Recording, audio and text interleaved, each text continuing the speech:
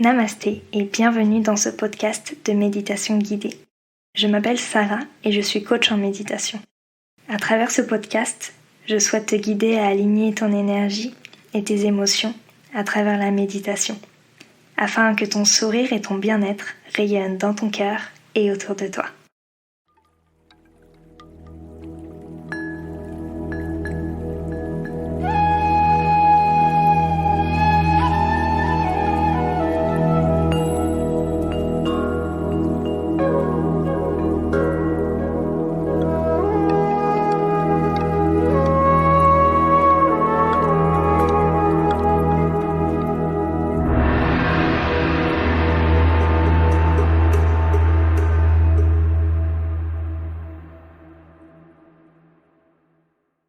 Cette semaine, j'ai le plaisir de retrouver Leïla qui est sophrologue. Et je trouvais super intéressant d'interviewer une sophrologue parce que j'entends souvent on me demande souvent la différence entre la sophrologie, la méditation, qu'est-ce que c'est, etc., etc. Donc, j'ai une experte avec moi.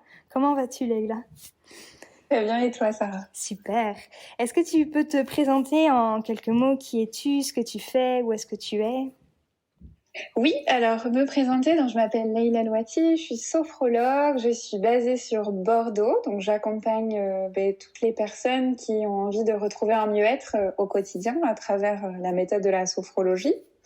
Donc j'accompagne en présentiel, mais aussi toutes les personnes en France et à l'étranger qui ne peuvent pas du coup se déplacer jusqu'au cabinet. On travaille aussi grâce à la visio, grâce au pouvoir, à la magie de la visio. Depuis quand tu es sophrologue ?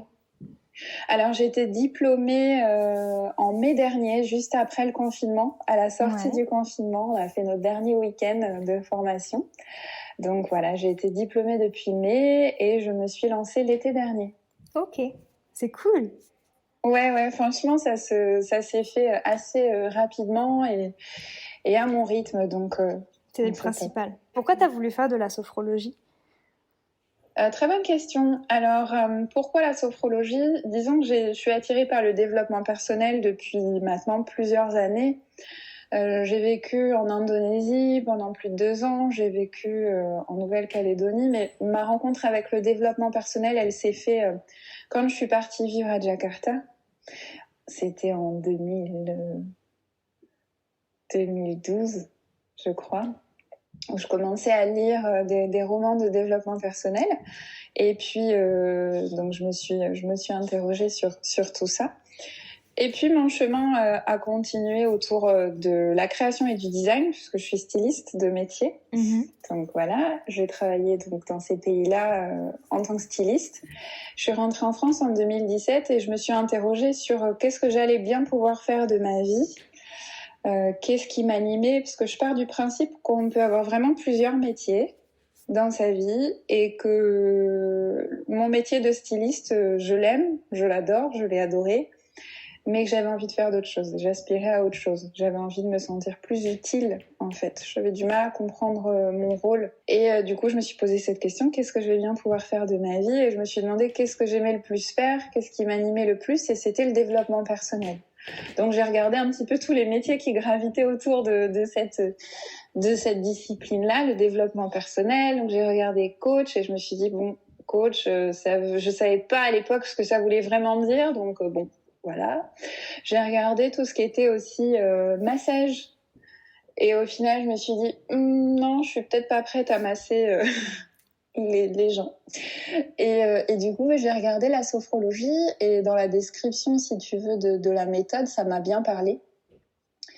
Donc, j'y suis allée un peu à l'instinct parce qu'avant de commencer ma formation, j'avais jamais été voir de sophrologue. Donc, j'ai démarré ma formation et en fait, j'ai compris que j'étais à ma place. C'était là qu'il fallait que je sois. Ouais. C'est génial. Des fois, il faut juste écouter son intuition et tout se fait facilement, naturellement. Donc, c'est chouette. Exactement. C'est vraiment l'intuition, le petit « allez, c'est par là qu'il faut que j'aille ». Je le sens. C'est super. Ouais, j'ai déjà fait une séance de sophrologie. Ouais. Quand j'ai perdu mon papa, j'ai fait antidépresseur et tout le cheminement médical qu'on m'a un peu obligé. Voilà. Après, j'ai fait de l'acupuncture, ça m'a pas plu. Et j'ai une voisine qui était sophrologue et j'y suis allée. Et en fait, à chaque semaine, parce que du coup, c'était sur 5 semaines de base, donc une fois par semaine, et les 2 dernières semaines décalées sur 2 semaines. Et arrivé au bout des 2 semaines, en fait, je pouvais pas. Fallait que je la voie toutes les semaines parce que c'est elle qui, enfin, elle m'a vraiment, ça a été mon petit ange à ce moment-là et elle m'a vraiment mis, je sais pas, enfin, il y a eu un peu de magie. C'est elle qui m'a fait sortir de cette dépression, de cette incompréhension. Et depuis, moi, la sophrologie, c'est quelque chose que je recommande à tout le monde parce que ça m'a tellement aidé à porter émotionnellement et physiquement parce que du coup, tout est lié. Je pourrais jamais la remercier assez. Donc, c'est vrai que cette interview, elle me touche tout particulièrement parce que j'ai une relation avec la sophrologie, tu vois, parce que ça m'a vraiment aidé dans un moment de ma vie où j'étais au plus mal. Ouais, Donc, non, voilà, j'ai un amour tout particulier pour la sophrologie. Donc, c'est chouette que tu sois là et que tu puisses en parler. Merci en tout cas à toi de raconter ton histoire et de m'inviter dans ce podcast pour parler de cette méthode. Mais du coup, pour toutes les personnes qui ne connaissent pas ce que c'est, est-ce que tu peux nous expliquer un petit peu ce que c'est la sophrologie ? Ouais, dans les grandes lignes, la sophrologie, c'est une méthode psychocorporelle. Ça veut dire qu'on va travailler à la fois sur le mental et sur le corps. Dans l'idée, l'objectif, c'est de rééquilibrer un petit peu les deux, de retrouver un mieux-être dans sa vie, dans son quotidien. Et dans son quotidien, ça peut être dans sa vie personnelle comme dans sa vie professionnelle. C'est une méthode qui regroupe à la fois de la respiration, des exercices de visualisation positive, et des mouvements doux du corps. Les mouvements doux du corps, c'est ce qu'on appelle les relaxations dynamiques. Voilà. C'est une méthode qu'on va pratiquer dans un niveau de conscience modifié, comme l'hypnose, entre la veille et le sommeil, mais la différence de l'hypnose, c'est qu'on va descendre moins bas. On va rester dans le conscient, et quand on arrive sur ce palier-là de conscience modifiée, c'est là que tout se joue. C'est là qu'on va faire les activations, les visualisations, tout le travail de la sophrologie démarre après cette descente, ce relâchement musculaire et mental. Et on est bien d'accord que la sophrologie, c'est vraiment pas forcément. Enfin, il y a un peu de psychologie forcément parce que chacun arrive avec une histoire, mais c'est pas se focaliser sur le passé, mais c'est plutôt ce qui s'est passé est passé. Comment je peux faire aujourd'hui dans mon présent pour aller bien, pour être du coup dans un mieux-être. C'est pas forcément du focus uniquement sur le passé, mais c'est plus le moment présent pour aller mieux après. Alors, tu vois ce que je veux dire ou pas ? C'est bien de mettre le point là-dessus parce qu'en fait, un sophrologue n'est pas psychologue. C'est-à-dire que la personne, elle va arriver avec son histoire, avec son objectif, ses problématiques de vie. Et nous, en tant que sophrologue, on va pas chercher à analyser ou à comprendre le pourquoi. On est vraiment dans le phénomène, ce qu'on appelle la phénoménologie. Voilà. On va vraiment s'attacher à ce qui est présent là, ce qui est présent en soi, les ressentis corporels, ce qu'on peut ressentir, les émotions qui sont présentes, sans chercher à analyser le pourquoi du comment, sans chercher à creuser dans le passé, ah oui, ton enfance, ton éducation, tes traumas, non, pas du tout. Par contre, si la personne en ressent le besoin, ou si moi, dans l'accompagnement, je sens qu'il y a un blocage ou que ça tourne autour d'un même sujet, je vais encourager la personne à aller faire, bien sûr, un suivi en parallèle, c'est important. Totalement. Mais en aucun cas, on va s'attacher au trauma, à l'histoire ou à chercher à analyser tout ça. On est vraiment dans l'accueil. Trouver, si tu veux, les capacités, faire émerger des capacités dont on aurait besoin pour aller mieux dans son quotidien et par conséquent dans son futur aussi, si on a des projets. Bien sûr, ouais. Non, c'est ça. C'est ça qui est bien, c'est que du coup, tu te concentres pas sur le pourquoi, mais plutôt le comment aller mieux. Et donc, du coup, te focaliser sur ce que tu ressens maintenant et du coup, avoir une meilleure relation avec toi-même sur le moment présent, quoi. Donc, c'est ça qui est, intéressant. C'est se dire, en fait, il y a, bien sûr, il existe des choses désagréables, il existe du négatif, mais on va tourner son regard vers le positif. On va pas mettre un voile sur le négatif, on va se dire, ok, il existe, le positif aussi, mais on va faire grandir le positif pour qu'il fasse de l'ombre, en fait. Au négatif. Et on est sur cette action positive, c'est-à-dire que si on agit sur le mental en y apportant des choses agréables, positives, ça va se répercuter sur le corps et inversement. Totalement. Tout est lié, donc ouais. Effectivement. Du coup, toi, est-ce que tu médites? Est-ce que c'est une pratique que personnellement tu fais au quotidien ou pas forcément? Alors, pendant la formation de sophro, on a eu vraiment toute la théorie sur l'histoire de la sophrologie. En fait, le créateur, Alfonso Caicedo, il s'est inspiré de la méditation pour pour créer la sophrologie, sa méthode. Donc, si tu veux, tout au long de ma formation de sophro, j'ai médité. Parce qu'en fait, ce moment où on descend dans le niveau de conscience entre la veille et le sommeil, ce relâchement mental, musculaire, ce body scan, c'est la méditation. C'est vraiment cette phase de méditation où on relâche, on accueille vraiment on se lie à sa respiration, on accueille les sensations en surface, en profondeur. Donc la méditation, pendant la formation, j'en ai fait. Avant ça, j'en faisais aussi, moi, de mon côté. J'ai commencé avec toutes ces petites applications, tu sais, qui sont très aidantes. Petit Bambou, notamment, qui a été un bon allié là-dessus. Et c'était progressif, ça a été progressif à partir du moment où j'ai senti que c'était une évidence, que j'en avais vraiment besoin. Bah, ça devient dans ton quotidien quelque chose d'évident. Donc après la formation, aujourd'hui, je médite. J'aimerais méditer beaucoup plus. Je suis pas une très bonne élève en termes d'entraînement, en termes de tout ça. Mais en tout cas, je sais les moments où j'ai besoin. Et donc, je m'accorde ces moments-là pour moi. C'est important de s'écouter et de savoir un petit peu, totalement. J'allais te demander justement par rapport à la sophrologie et la méditation, parce qu'on me pose tout le temps la question, mais Sarah, méditation, sophrologie, c'est la même chose, c'est quoi les différences, etc. Quels sont les bienfaits de l'un, quels sont, tu vois. Et donc du coup, je trouve intéressant d'avoir ton avis là-dessus. Et en termes de bienfaits, du coup, la sophrologie, est-ce que c'est pareil que la méditation ou c'est un peu plus... c'est différent pour le coup? Bah après, je dirais que les résultats, les bienfaits sont propres à chacun. Donc, je pourrais pas trop. Je vais te dire pour moi, je ressens vraiment les mêmes bienfaits. Ces bienfaits de, je me tourne vers moi-même, je m'accorde ce moment pour moi, je me réaligne, et quand je reviens, je me sens pleinement disponible pour pouvoir commencer ma journée totalement alignée et bien dans ma tête, bien dans mon corps. Après, oui, pour moi, les bienfaits sont assez similaires. La sophro et la méditation, on est cousines, hein. Non, totalement. En méthode, on est des méthodes cousines, mais on a vraiment le même objectif, c'est-à-dire rendre la personne mieux dans son quotidien, avec une meilleure connaissance de soi aussi. Mmh. Toi, quand tu as des clients, est-ce que tu fais des séances uniques ou alors tu as besoin quand même d'un suivi assez long pour justement accompagner tes clients au mieux? Parce que, encore une fois, dans le domaine du bien-être, du mieux-être, beaucoup de personnes attendent une potion magique, un claquement de doigts pour aller bien et avoir toutes les réponses et être heureux tout le temps sans relâche. Alors que c'est pas malheureusement, ça se passe pas comme ça. On a tous des hauts et des bas. Est-ce que du coup, toi, tu conseilles de faire de la sophrologie, de la méditation à côté et donc du coup d'avoir ces outils avec toi sur un long terme?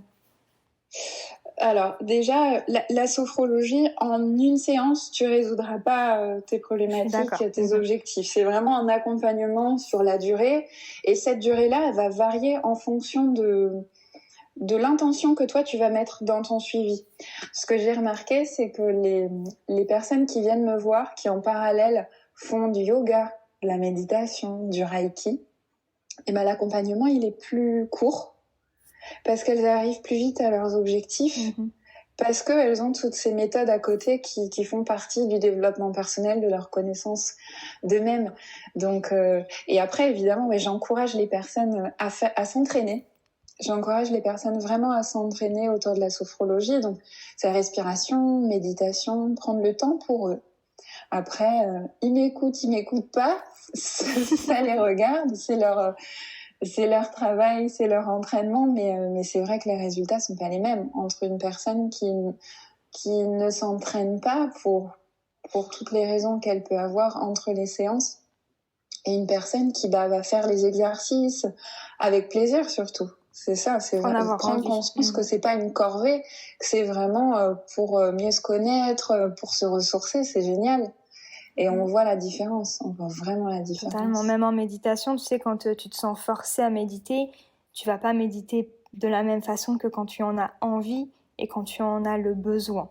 Et à partir du moment où tu comprends que c'est un besoin et que tu en as envie et que ça te fait du bien, et ben les effets s'ouvrent. C'est comme si que tu ouvrais des portes et qu'en fait tout devenait beaucoup plus clair. Donc oui, avec la sophrologie, ça doit être... Enfin, en tout cas, avec mon expérience aussi, c'est... Ouais, tout se chemine en fait naturellement quand tu sais que... Quand tu prends conscience de toi-même et que tu te permets d'ouvrir ces portes. Je peux dire ça comme ça. Ouais. C'est des prises de conscience en fait. C'est des prises de conscience qui vont remonter au fur et à mesure que tu t'autorises à t'écouter.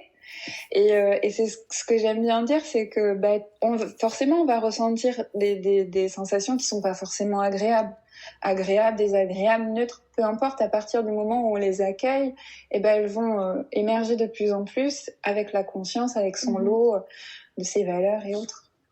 Non, c'est clair. Ouais, tu vois, les séances de sophro que j'avais faites, c'était en 2018. 2018, pardon. Et je me sers encore des exercices maintenant. Tu sais, quand j'ai besoin, pas tous les jours, mais quand j'ai besoin, hop, je m'en mets dans mon petit état et je me souviens, c'est trop bizarre, mais je me souviens de la salle, en fait, de la sophrologue et d'en fait, des bienfaits que j'avais à ce moment-là et ça m'ancre, ça me fait énormément de bien, ça me rassure aussi beaucoup, je me réconforte comme ça. Donc ouais, c'est des outils que tu peux utiliser même des années après parce que ça reste des petits outils que tu peux utiliser. Enfin, t'as besoin de rien en fait, juste d'avoir envie encore une fois. Donc c'est chouette. Tu te souviens des techniques, des outils que tu utilises? Alors, je faisais beaucoup de méditation pleine conscience. C'est là où ça a vraiment... mon chemin sur la méditation, le développement personnel a commencé. Avant, c'était avec le voyage et des body scans, mais là, c'était vraiment pleine conscience et prendre conscience des tensions corporelles que je pouvais avoir selon les émotions qui étaient dans mon esprit. Je me souviens plus exactement des noms des exercices, mais c'était voilà méditation pleine conscience et j'avais des exercices aussi. Alors, il y en a un que je sais même pas si je pourrais le faire. C'est un exercice où tu dois t'exprimer, où tu dois pas crier, mais où tu dois faire des bruits un peu bizarres avec ta bouche, là. Enfin, à te libérer. Okay. Et ça, je peux pas. Ça, j'y arrive pas. C'est quelque chose qui est encore un peu coincé. Mais elle m'avait demandé de danser, de bouger mon corps comme si personne me regardait. Et en fait, c'était même pas de la danse, mais c'était vraiment me décharger un maximum. J'avais aussi comme exercice la douche énergétique où du coup, tu sais, tu frottais tout ton corps pour souffler un petit peu sur toutes les petites particules que tu avais plus forcément besoin. D'accord. Qu'est-ce que j'avais d'autre mais c'était principalement de la méditation pleine conscience, c'est ce qui marchait le mieux en tout cas pour moi. Parce que tout ce qui était mouvement physique et vocal, c'était compliqué, j'y arrivais pas. Si je refais une séance, peut-être que j'y arriverai maintenant. Mais à l'époque, c'était compliqué. D'accord. Ouais, donc des outils pour se débarrasser, entre guillemets, souffler les tensions avec la voix, le mouvement du corps, se décharger, quoi. Et puis prendre conscience des tensions aussi que j'avais dans mon corps et les relations que ça pouvait avoir avec du coup le décès de mon papa. Et j'étais encore sous antidépresseurs et donc du coup on a diminué au fur et à mesure des séances. Ouais. Et donc du coup, j'ai pas énormément de souvenirs avec les antidépresseurs, donc c'est pour ça que je me souviens plus exactement de là les exercices que je te dis, c'est que je les fais encore. Mais c'était intéressant en fait de reprendre pouvoir en fait de mon esprit, reprendre pouvoir de mes émotions. Comme avec les antidépresseurs, je ne ressentais plus rien. La sophrologie m'a permis de mettre des mots sur des émotions et les ressentir et me dire ok, là je suis en colère. Ok, là je suis triste. Et en fait, ça m'a permis de travailler sur mon dialogue intérieur. Ça n'a pas été facile, ça a été compliqué, mais avec du recul, je me dis que c'était un beau chemin quand même. Ça a été assez incroyable. Enfin bon, on est là pour ça, on n'est pas là pour parler de mon expérience. Non, mais tu as raison, tu as mis le mot dessus, c'est un chemin. Que ce soit la méditation ou la sophrologie, à partir du moment où on entame cette méthode, où on entame ce chemin, on est forcément dans le mouvement, donc vers quelque chose d'hyper positif pour soi, quoi. Totalement, c'est ça. Ça prend du temps. Ça prend du temps et c'est pas magique. Ça prend du temps et je pense qu'il faut aussi se dire que chacun avance à son rythme. Ouais. Sur les réseaux, on voit tellement de personnes qui évoluent, mais à leur propre rythme, on a envie de suivre la tendance, on a envie de faire comme ces personnes-là. Sauf que on n'avance pas en même temps, on n'a pas les mêmes expériences, on n'a pas le même passé, on n'a pas les mêmes relations. Donc, faut se laisser le temps, je pense. Et avancer la comparaison peut être tentante, surtout en ce moment. Je sais plus avec qui je discutais de ça, mais on est dans une société en ce moment où la comparaison peut être très tentante. Tous les réseaux sociaux, tout ce qu'on peut voir, et en fait, c'est essayer de se ramener à soi et de se dire la seule personne à qui je peux me comparer, c'est moi. Puisqu'il y a personne qui est identique à moi-même, donc la comparaison peut pas se faire. Et comment j'étais hier et comment je peux faire pour m'améliorer moi, en fait. Mais c'est vrai que c'est très tentant de partir dans de la comparaison et du coup de s'auto-flageller parfois. Et là, du coup, on n'est pas dans un cercle vertueux, mais dans un cercle vicieux parce que du coup, tu perds ta confiance en toi, ton estime, et après, on continue en fait cette roue d'hamster et on s'en sort pas, quoi. Donc quand on commence son chemin, on est ouvert et c'est chouette. Et du coup, en parlant d'expérience, est-ce que tu peux nous raconter ta première expérience en méditation ou une expérience qui t'a marqué en méditation ou même en sophrologie? Je sais plus laquelle c'était parce qu'en fait, je pense qu'avant de me rendre compte que c'était de la méditation, j'en faisais. Et le fait de me poser, juste de fermer les yeux, de me respirer, c'était déjà être en état méditatif. Donc, je saurais pas te dire la première fois où j'ai médité. Une méditation qui m'aurait marquée, c'est plus une anecdote de voyage où j'ai médité. Je vivais en Nouvelle-Calédonie à cette époque-là et j'avais décidé de partir 2 semaines avec mon sac à dos au Vanuatu. Donc c'est une archipel dans le Pacifique. Et à cette époque-là, j'avais vraiment entamé un programme entre guillemets de méditation. Je me suis dit, allez, je médite tous les jours, je vais me recentrer sur moi. Et du coup, j'étais dans cette petite homestay face à la mer, je m'étais posée au pied d'un arbre, vraiment typique. Je me suis pris pour Bouddha à cette époque, je ne sais pas. Je me suis installée au pied de cet arbre, le dos contre l'arbre. Et puis j'ai fermé les yeux, je me suis centrée sur moi et j'ai vraiment eu cette sensation d'être connectée à la nature. J'ai ouvert les yeux et alors là, j'avais la sensation que l'herbe tout autour de moi était en train de vibrer. Waouh. Et limite, j'ai eu hyper peur parce que je me suis dit, mais qu'est-ce qui est en train de m'arriver? Et d'un coup, il y a un chien qui est arrivé et qui a totalement stoppé tout, qui m'a fait hyper peur. Donc voilà, ça c'était une expérience de méditation, je m'en rappellerai toujours parce que ça a été surprenant, où je me suis dit, mais c'est bizarre de voir l'herbe vibrer tout autour de moi, mais est-ce que j'ai une hallucination? Est-ce que c'est vrai? Voilà, c'était la petite anecdote de méditation, mais sinon, les méditations où je me donne beaucoup d'amour, celle-ci, elle m'apporte beaucoup. Méditation autour du cœur, tout ce qui est... une méditation que j'aime bien faire, c'est me relier au battement de mon cœur et progressivement imaginer tout ce battement dans mon corps et devenir moi-même mon battement. J'adore cette sensation. Est-ce que du coup, quand tu fais cette méditation, tu rythmes ton battement de cœur avec ta respiration? Je m'en rends pas compte. Tu t'en rends pas compte? Non, je m'en rends pas compte. Je suis juste... c'est tout mon corps qui bat, en fait. Donc, j'arrive pas à me rendre compte si je suis dans la respiration en même temps. Tu regardes quand tu en fais une, si ta respiration, elle match les battements de ton cœur. C'est un exercice d'EFT. Le fait de caler en fait sa respiration au battement de son cœur, ça te permet d'être vraiment centré sur toi, dans le moment précis, dans le moment présent. Et aussi de te rendre compte que chaque battement et chaque respiration est unique. Et ça te permet, ça fait beaucoup de bien en fait. Ça fait...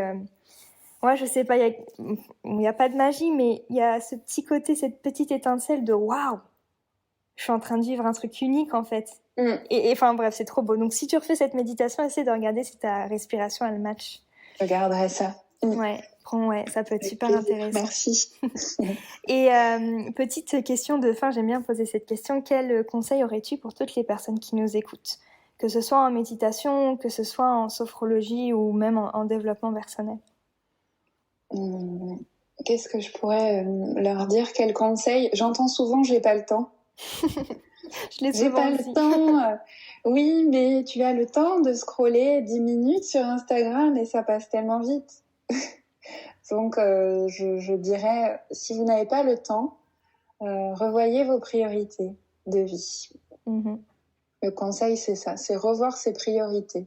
Est-ce que la priorité, c'est se laisser absorber par les réseaux sociaux ou est-ce que c'est mieux se connaître?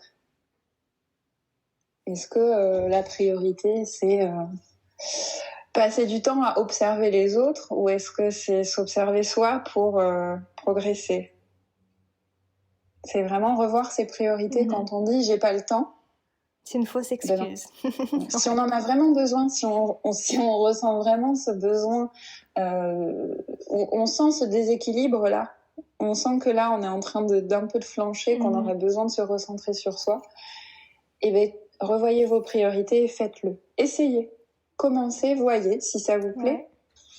Il y a tellement de méthodes qui peut accompagner vers la connaissance de soi, la méditation, la sophrologie, le yoga, le reiki, l'hypnose, peu importe, mais essayez et trouvez la méthode qui vous plaît parce qu'il y en a forcément une, c'est sûr.